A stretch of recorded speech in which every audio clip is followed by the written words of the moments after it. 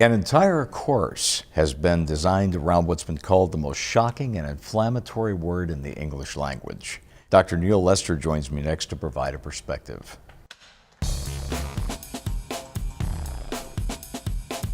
Dr. Neal Lester joins me now in the studio. Why is the N-word so prevalent in the hip-hop community? I'd like to say that it's because there is a disconnect between the history that is present and also the history that is past. And it's much easier for those who are part of this generation of hip-hoppers to imagine that your history is in the last 30 years since you've been born.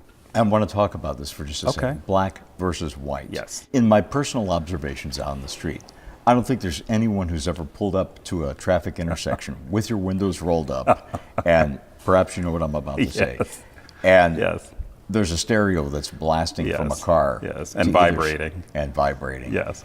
And you can't help but hear the Right. lyrics. Right. And the lyrics are punctuated with Yes. the N-word. Right. Is this something that's indigenous to white kids or black kids? I don't hear it so much with adults as I do with the kids. What I've actually heard is that it's actually more white kids, because the research shows that it's the young boys between 16 and 25 who are the main consumers of hip hop music.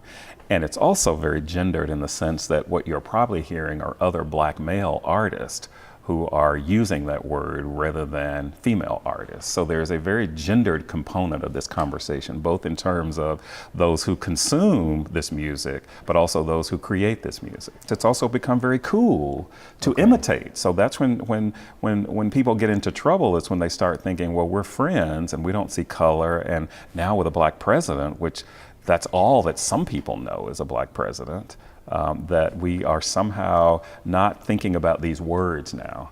And that becomes very dangerous when we stop thinking about the words, but we use the words because they are cool or they give us a cool factor. Dionne Warwick, you may remember this, some years ago, stepped forward and said, wait a minute, to the hip hop community, you guys have got to clean this up. Right. She was looked upon with respect as the sort of the grandmother in music. She's a big musical star, big legend. And it seemed that for at least a couple of years, the guys listened to her, and they did clean it up. Listen to what you're saying, listen to what you're singing, Right. and they took the word out, and then it slipped back in. I mean, I think that's been sort of ongoing because NAACP, remember, has tried to erase it from the dictionaries. They've also tried to bury it in a mock funeral.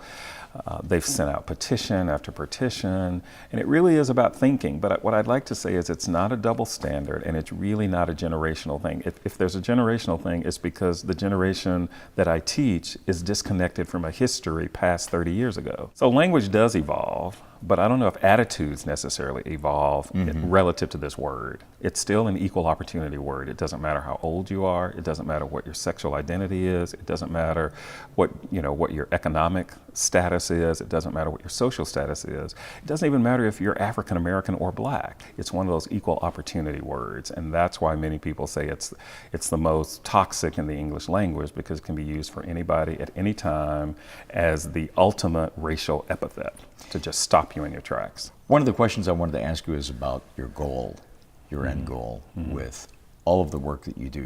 You're an esteemed lecturer all across the United States.